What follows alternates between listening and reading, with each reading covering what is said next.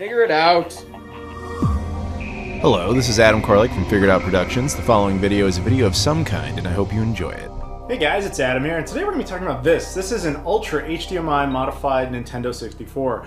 Before we go into the details of this, and I'm sure a lot of you already know what it is, you probably also know what these are because I've done videos on both the mClassic and the Super 64. Before we do any of that though, I want to give a big shout out to Power Up Gaming. I'll put a link in the description specifically to a guy named Justin. He does console modifications and things like upgrades like the Ultra HDMI and 64 and so on and so forth. But again, it's in the description. Check him out. Thank you very much to him. He just loaned this to me. This is not mine. It's for the purposes of review. I will be giving this back to him, and I hope you guys will thank him too because we couldn't make the video without him. So thank you very much. But like I said, check him out because he's got a lot of cool stuff. But yes, so this is the Ultra HDMI Nintendo 64, something that people have been talking about for a long time, like a few years. Like, I'm a little behind on this one, but there is a reason for that. Now, to give you a sense of how long this thing's actually been around, its last firmware update at the time I make this video was almost a year ago. And I believe it was like December 2018 was the last time I got a firmware update. So, yes, this thing has been around the block for some time, so why are we just talking about it? Well, the big problem with it is that it's prohibitively expensive. One of these generally goes for about $400 US, which is a lot of money to ask for a Nintendo 64 in 2019, even with the special board inside of it. So today I wanted to sit down, use it, analyze it, and see if that price tag is justified. The other part of the problem is, low supply of units versus high demand. Not that many units are made, but high demand is easy to understand because the Nintendo 64 very infamously not a console with particularly good video options.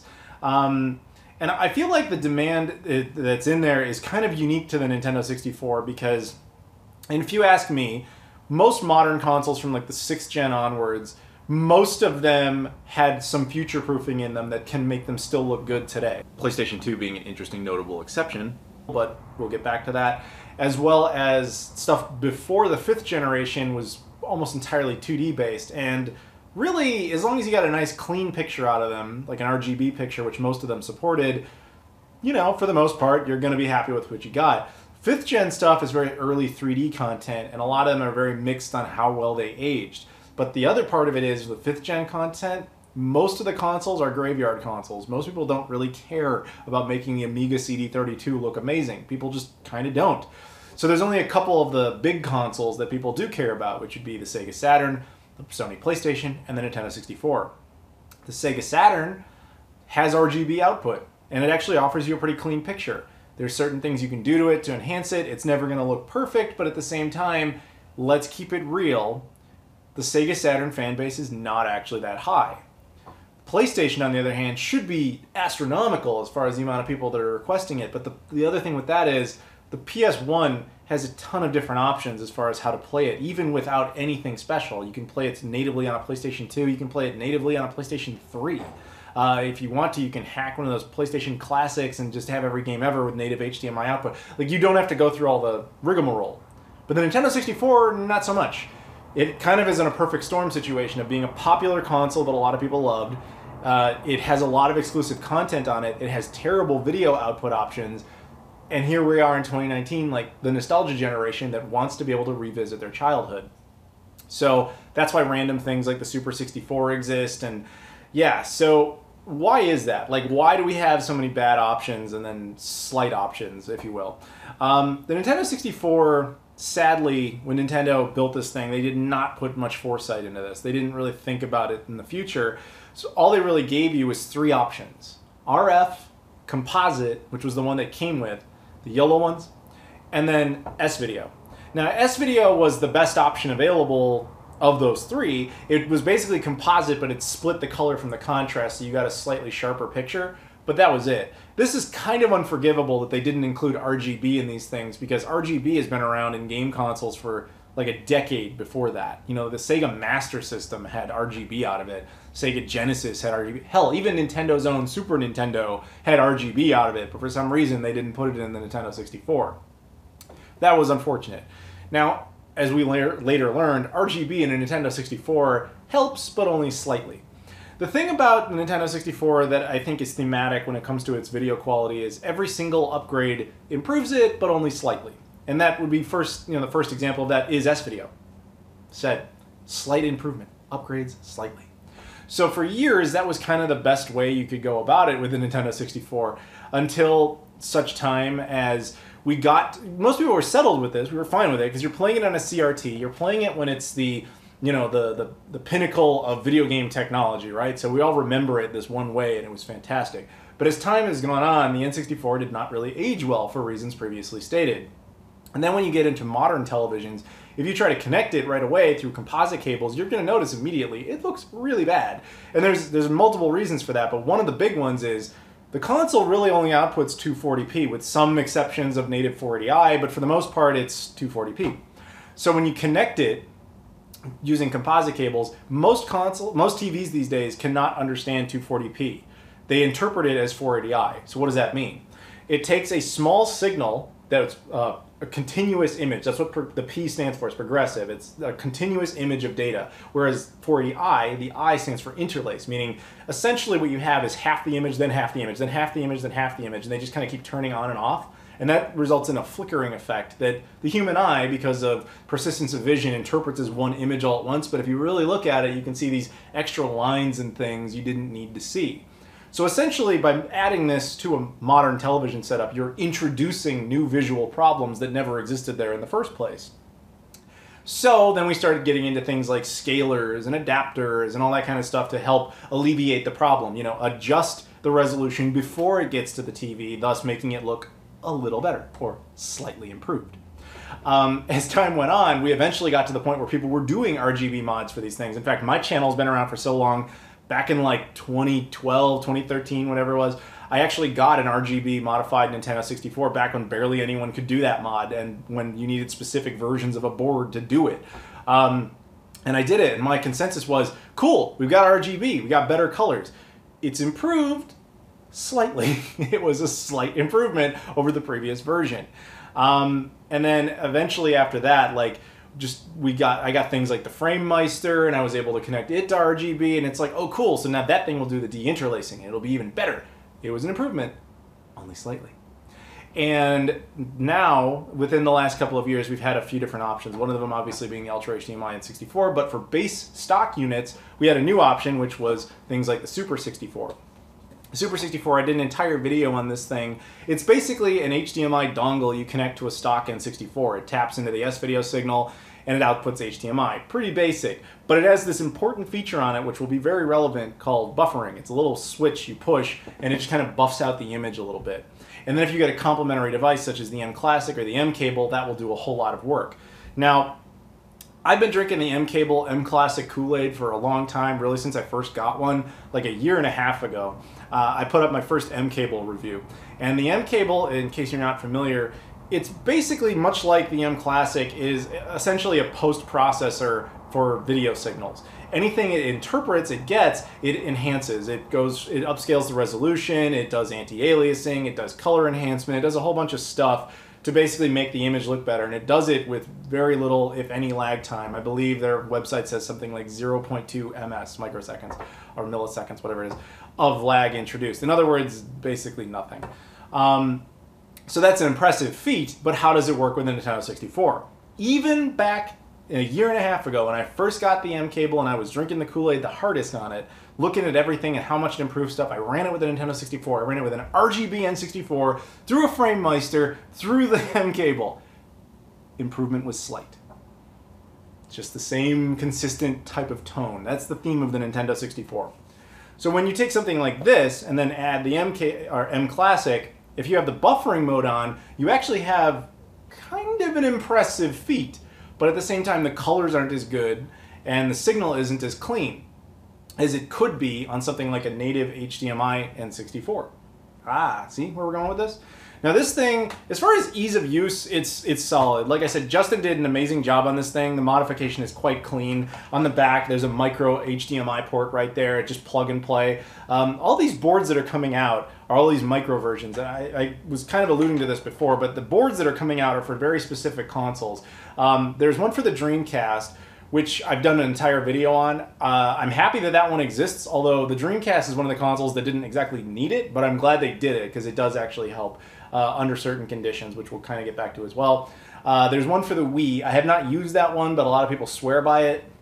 And then there's an upcoming one for the PlayStation 2. That's where I was going with that before. The PlayStation 2, of all consoles other than the N64, probably the one that needs something like that the most. I've seen that in person one time, and it was quite the impressive feat. So I'm very much looking forward to that one day. So these boards, though, always use micro HDMI, which is just, or mini HDMI, which is kind of a nitpick, but I guess they do it for space-saving reasons. Whatever, you always kind of need an adapter. But beyond that, it's just a stock N64. On the bottom, at least in this particular one, there is a sticker that denotes how you activate the menu system. These things always come with a menu on board. You can actually see the chip through the transparent case here, which is kind of nice. But there's always a menu system. In this case, you hold L and R as well as the Z button, and then you press right C and right on the D-pad, and this menu pops up. And now I'll show you the menu here. As you can see, it's good. It's a menu that has all sorts of features in it about changing different settings, and it tells you what firmware you're using. Like I said, the last time it was updated was a year ago. Yeah, it has a whole bunch of cool stuff in there, as well as the ability to change resolution. So, coming back around to the console, how does it actually perform? How does it actually look? What does it run like? Well, here's the thing. The N64, you have to understand, once you do this modification, cool. You have this board that's now natively outputting 1080p. And the menu itself will look great in 1080p because it's built for that.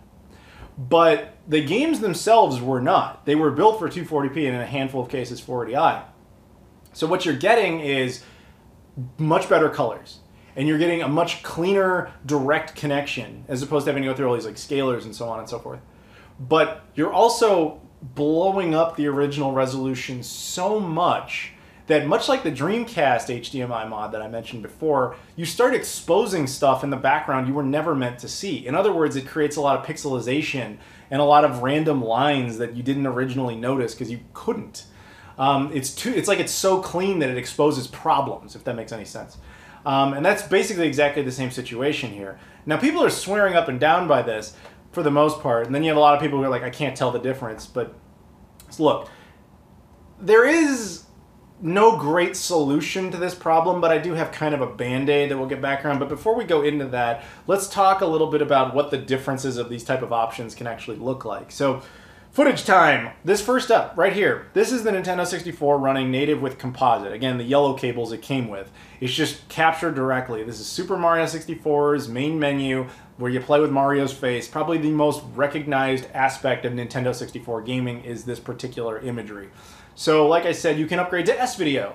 And S-Video will give you a slight improvement. It will, again, separate colors from contrast and be a little bit sharper, but it is not the most impressive feat. Now, we're going to kind of jump around here a little bit, but once again, you can upgrade to RGB. Now, RGB here improves the colors. Some debate this actually looks worse. I don't know. I personally find it to look better, particularly on a television. Don't forget, you are looking at captured footage, and captured footage has to go through editing and then ultimately compression and going up to YouTube. So these subtleties from one improvement to the next can be kind of difficult. So I'm going to show you something a tad more obvious. This is using the Super 64, using its smoothing mode. Okay? Now, the smoothing mode means that it's buffing out some of the edges there, but now we're going back to not quite as good of a color palette as we did have on the RGB modified Nintendo 64. Good and great. But can we do any better? Well, yes, we can attach the mClassic, as I've showed before, and you can attach it to the Super 64 with its buffering mode, and in my opinion, this might be the best way to get Nintendo 64 video quality, is these things combined together under these circumstances, at least for the moment. There's a huge asterisk to this. But anyway, so that's what that looks like. Now, most people's instinct with the Nintendo 64, when they have one that's Ultra HDMI modified, is, like I said, they're going to run it in 1080p. They're going to do this for basically two reasons. One is that, as mentioned, it's 1080p native. That's the big resolution. I should put it in that. That's just what you're going to assume. And the other one is, when you look at the menus, the 1080p menu looks fantastic. But if you set the console to 480p, the menu no longer looks as good. Now, there's a reason for this. The menu is actually built for those resolutions, whereas the games were not. So most people instinctively, in my opinion, do it wrong. This is what gameplay looks like on the Nintendo 64 Ultra HDMI running in 1080p. Like I said, the colors are better. It's a cleaner direct signal, But damn them jaggies. Damn them lines. Like, it's really obvious how much they are there because it really exposes a lot of that information. So let's experiment a little bit. What I wanted to do was connect the N64 to the mClassic, but it's always recommended that with the mClassic you give it the closest thing to the source resolution as you can. So what that means is switch it to 480p and then run it with the mClassic, and this is the result. Now the thing is, the N64 didn't originally support 480p. It actually, like I said, 240p, but the lowest output you can get out of this thing is 480p. So bring it as far down as you can, then let the mClassic handle the upscaling, the anti-aliasing, the color enhancement, all that kind of stuff, and these are the results. Honestly, better, but still not great. And unfortunately, this is kind of where we end, is on this stalemate here. Because where I'm trying to go with this is, the Super 64's buffering mode is really almost an essential feature after using it for a while. If only the Ultra HDMI N64 had that, you could combine it with basically that lower resolution mode and the mClassic, the clean colors, the clean picture, as well as a buffered mode and the enhancements made by the mClassic.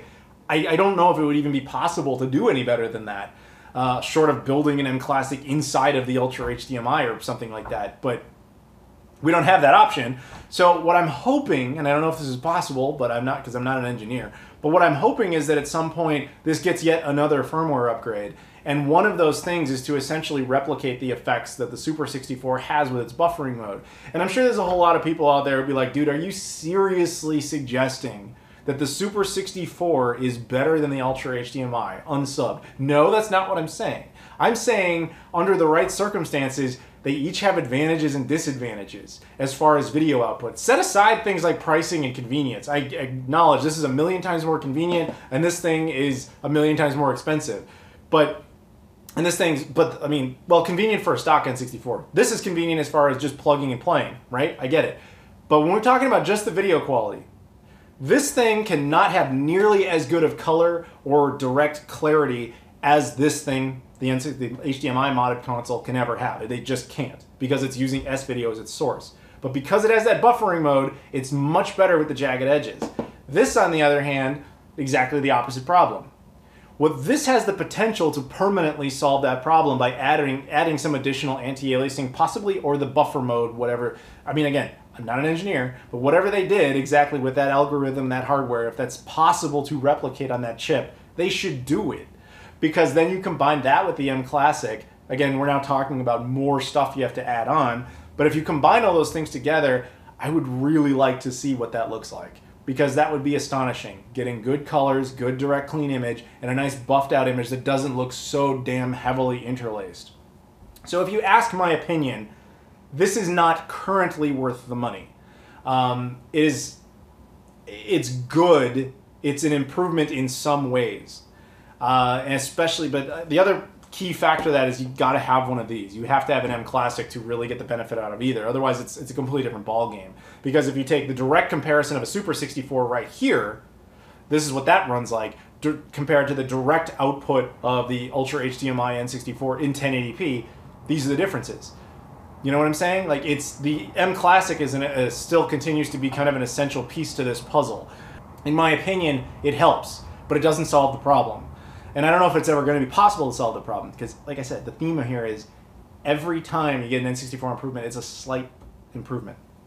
I really wish I could have reported better news on that. I think the problem with these boards is nothing they're actually doing. I think the engineering team who's making these are geniuses, and they're doing a really good job. I just think that the expectation in the social eye is a bit different. Personally, when I first heard about these things, I almost went like, damn, that might be a huge improvement. That might be going from like a DVD to a Blu-ray or something like that, where the difference is extremely obvious. Here, not as much. Now, that could be just the limitation of the N64. Like I said, the Dreamcast actually does really well under the right conditions. Once again, set it to 480p, which was the native resolution of that console, add an mClassic, and boom, you've never seen the Dreamcast look better.